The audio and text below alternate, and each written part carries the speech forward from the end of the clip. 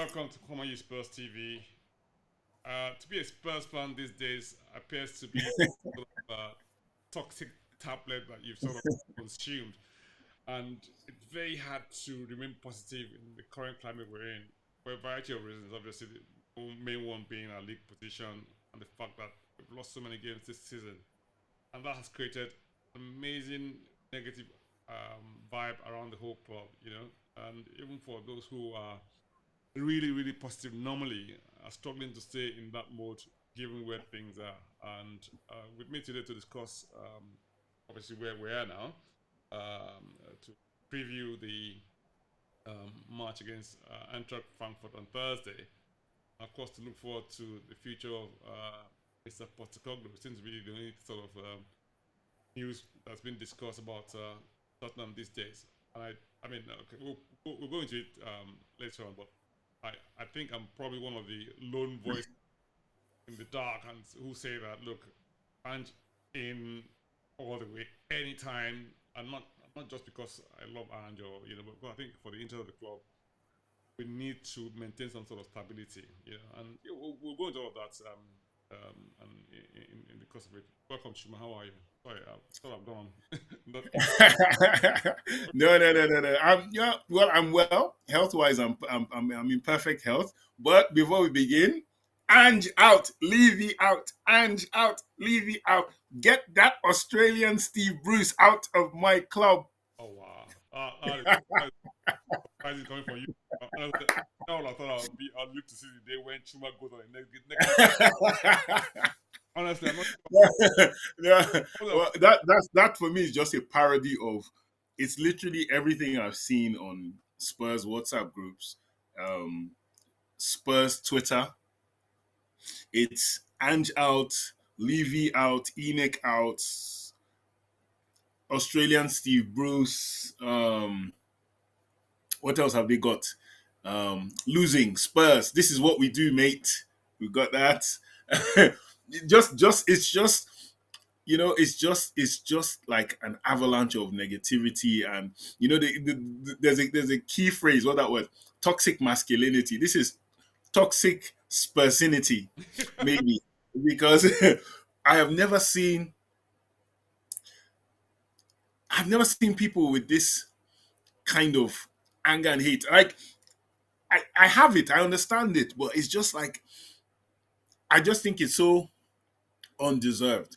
But Spurs fans, we feel that we deserve more than we have. And we've had this argument, is the problem top down, bottom up? And right now, I really don't know where we stand. I really don't know which one it is. Because on one hand, I have the problem with the wages. We bought two players, Bergval and Archie Gray, for about 60 million or something. Now, that could be 30 million on two very experienced players who would have attracted higher wages and had no sell-on value. Daniel Levy opted for youth, younger, sell-on value. That's been his MO. Was it what Ange really wanted? Or did Ange want more experience? But Ange would work with whatever he would work with. This season has been, what's the word in there was a political show and they came up with the phrase omni shambles. It's not just a shambles, it's an omni shambles. Everything that could go wrong has gone wrong. Everything that could get bad has gotten worse. We had the injury problems. We have the return from injury problems. We have Ange ball. We have no Ange ball. It's just been, I mean, honestly, if you weren't a Spurs fan, you would laugh. In fact, even if you're a Spurs fan, you can still laugh. It's interesting. The real question now is everything hinges on Thursday and playing Eintracht Frankfurt away. Are we going to win? Are we going to lose? What's going to happen next? If it only hinges on that game, well, then that means, in my opinion, I think Ange Postecoglou will be out of a job come Friday. Because I'm not really hoping on Spurs winning that game. Not because they can't, but just because I think with just the sheer wave of negativity, the lack of belief I see on that pitch, I don't think Spurs players can do anything. I think right now it's more a case of a lack of belief, not a lack of trust in the manager, but all his ideas have gone out of the they've gone out of the room. I'm not seeing his football. I'm not seeing that cavalier 1-2 touch attacking football. I'm not seeing it anywhere. And it's not because he's not training them to do that. I watch those training videos religiously every week on YouTube. And I'm seeing them doing all these things, and they come on the pitch and it's just error after error, which is telling me the players do not believe. And if they don't believe, then that means most times, especially with the wave after wave of mob sacking, they want this guy out. He's horrible. He's bad. He's this. Last season was last season. We were still losing then. The trend started. We should have gotten rid of him early. I think all that's going to just take its toll. And I think the guy, I think he might even walk away, to be honest. Sometimes I just have this feeling he might even walk away. He might say, okay, you know what? I think your club is too toxic. I'm moving away. And he'll walk away. One of the two, but I honestly would be surprised to see him in a job on Friday. That's where it's going for me now. Wow. I think that is huge in terms of pressure that we kind of put ourselves under in terms of as fans. I mean, I don't know who he's going to, what his experience at the moment. I don't even know what Mr. Levy wants to do. But from my perspective, and I'm saying this is a personal perspective, obviously, I mean, not everyone has to agree with me. And the reasons I'll explain my reason in a minute, but from my perspective, right, I think we need to retain Ange for a number of reasons. First, we've been around this whole cycle, and we had this discussion. Before we came on air, and the discussion was this: look, if you look over the last few terms of managers that we had, apart from maybe Poch, right? When we had Mourinho, first season he came in the middle of the season, we got to the end of the season. Second season he got sacked, right? Conte, first season got us to Champions League, Second season he got sacked. Now we had a few interim managers in between. Now we've got the same position now where, okay, first season, no Champions League or European football, play well or you qualify, and then you get more football and obviously a lot more, pressure on your squad, and then you have this position of, again, getting sacked. Now, and we've also discussed this at some point during our pre coming on air, which is a lot of folks will tell you that even if we came 16th or 17th, right, the rather come 16th or 17th and win a cup. Now, this is unfolding. We're 15th or 16th now, right? And whether we like it or not, we have a good chance of winning the cup. Whether we like it or not. I mean, pre-Eintracht Frankfurt match, which we'll come to in a minute, to do a preview for that match. And we were here when people were saying, Frankfurt will run over us, they'll kill us, and But for me, I thought we played a really good match on that day. We could have gone away with, 4-goal margin or 3-goal margin, and it wouldn't have been flattering. That would have reflected what happened in that match. Now, this is Frankfurt has been touted as, top of Europe and very good and also fine, but I know that's football. And I don't see any reason why we can't win in Frankfurt, honestly. Now, if we end up winning it, those same folks who say that, we haven't won a trophy in Dortmund for many years, that kills that, that old narrative, right? We're saying that he will have been the most successful Tottenham manager from a trophy perspective, right? In the Premiership era. Now, and qualified for Champions League as well. Now, that for me gives him enough credit in the bank for him to stay and finish his contract. That's one. Even if he doesn't win, right? I still believe that we need stability in this club, right? Now, stability is not condoning the fact that we had a bad season. I just say, look, write off this season as a blip. It happened to every team. You cannot be at top of the game every season, And this is a bad season, fine. Recalibrate next season, and hopefully things will get better. I'm not sure we'll have. It's 2 seasons of injuries on the trots, this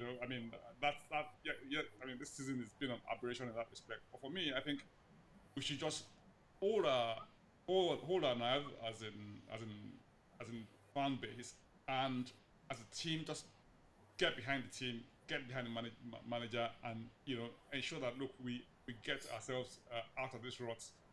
Towards the end. Obviously we have a few more games to end the season, and of course, um, Touchwood, we're able to win the Europa League. If we do that, I think it would be a fantastic outcome for us. That's my view anyway. I don't know what you think. No, I share your sentiments regarding him becoming the most successful in the Premier League era since Juan Ramos. But the thing about it for me, like I said, is I've read both his books now, um, and I can see the same patterns in everything. That there's always a season where it goes so bad, it's so horrible. That's usually his first season. What we're having now is what happens in his first season. And in fact, the guy who wrote his the second book, Ange, Vince, he says it a lot on Twitter that this thing happening to Spurs usually happens in this guy's first season. And what happens is after that, everything comes good. We're supposed to have had this last year. We didn't have it last year. We had it this year. But the thing is, all the other clubs he's had it in, they've wanted to sack him. They've said all the same things that we're saying. It's like literally watching a rerun of this guy's career. Everywhere apart from Celtic. This same thing, even Celtic. Remember, if you remember when he was a Celtic, for those who followed him, he lost like how many games, or he didn't win in first seven. They were like, this guy is a joker. We need to leave. But he's very resilient. I think also something else that works against him is the fact that he's not one of those shouty managers on the touchline. If he was shouting at these boys, come on, fix up, do this, I think people would probably empathize with him more. I don't know, maybe that's just me. I just think every time I watch him, he's just like this. And people think that is just a lack of, whatever it is. Yeah, but to me, I think he's one of those guys that I've told you what to do, work it out for yourselves. I would love to see him screaming, but then we've seen a screaming Antonio Conte, and we're like, yo, this guy should calm down, bro. Like, we see Mourinho, calm down. You can't have your cake and eat it too. It's just right now with Spurs, like you said, stability is a great thing. I just think I want him, but I want him to adapt. But I don't want him to adapt to be like everybody else, but just to adapt what he does to become better at what he does. Sorry to interrupt you, Chuma. Talking about adaptability. Now, I'll come to that in a minute, but when we look at how Ange is, right, I actually think another thing that may have contributed to the toxicity, if you want to call it that, right, is the fact that he has a way of dealing with the press, right? And they don't like him, they don't like him at all. And that's because he makes fun of them, he has a go at them.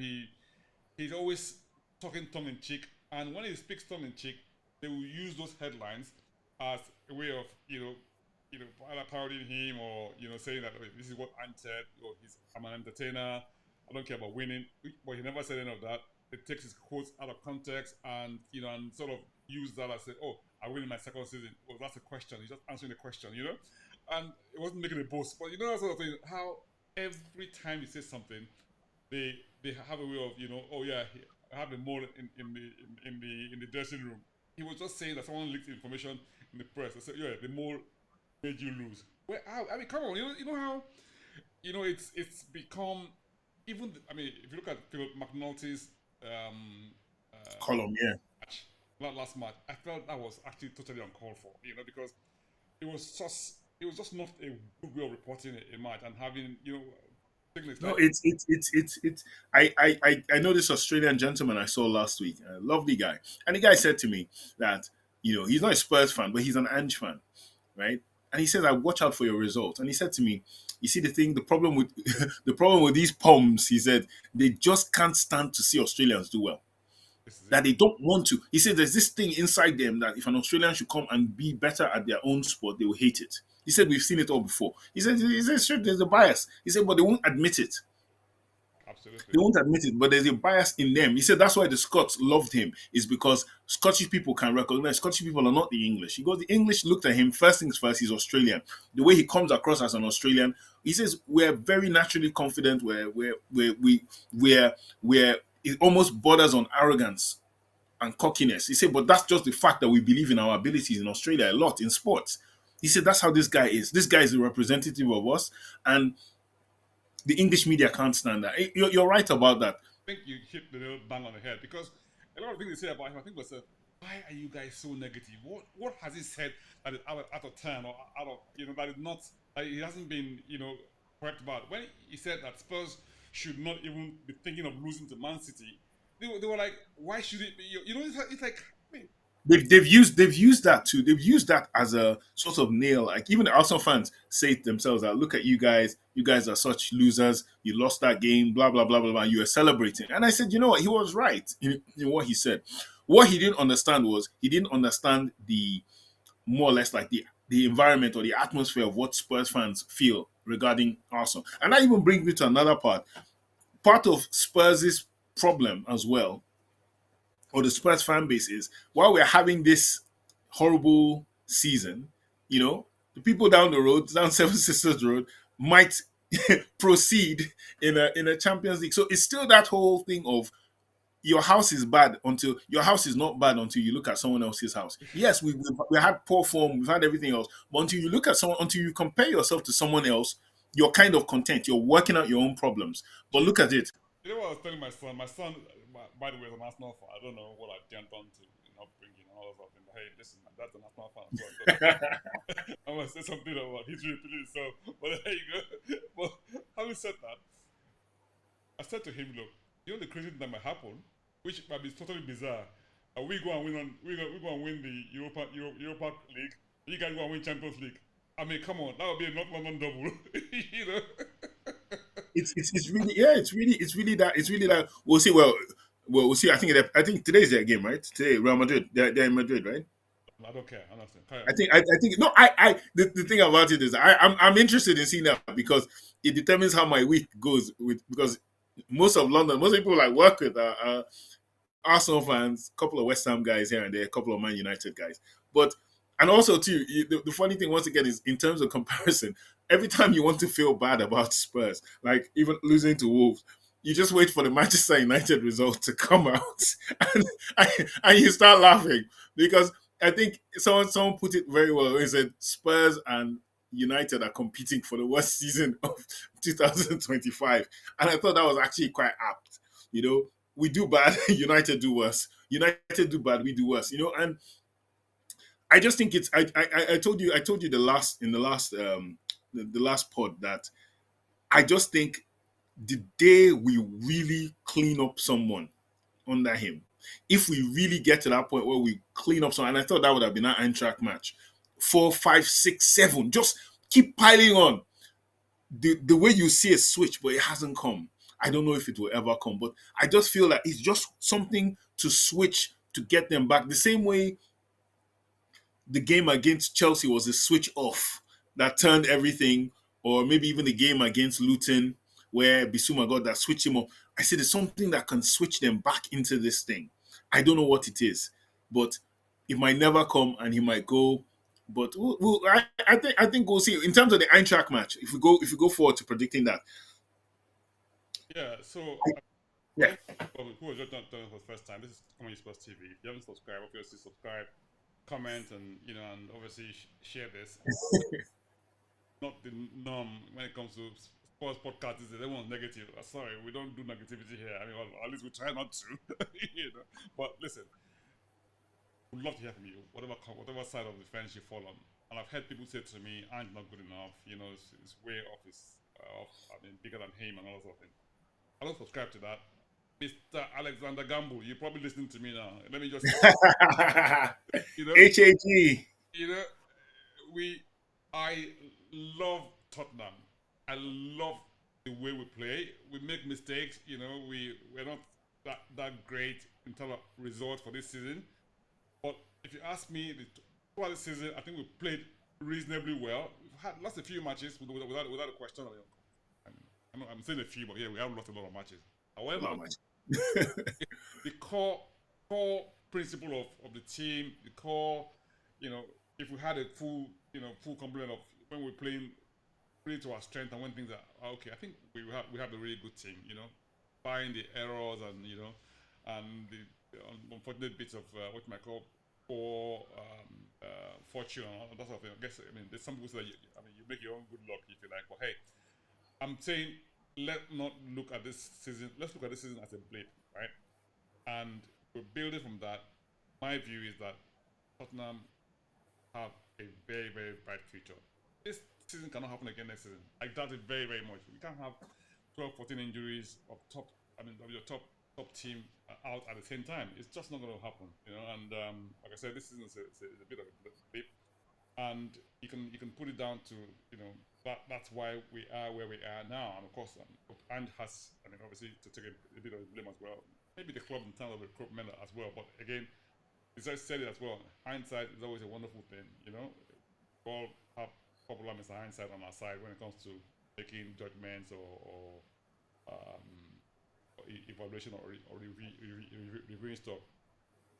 Looking ahead to Frankfurt on Thursday, for me, I think we have a good chance. You know, people have said, look, Ange had to come and play, you know, which gives us the opportunity to obviously have a go at them as well on the transition.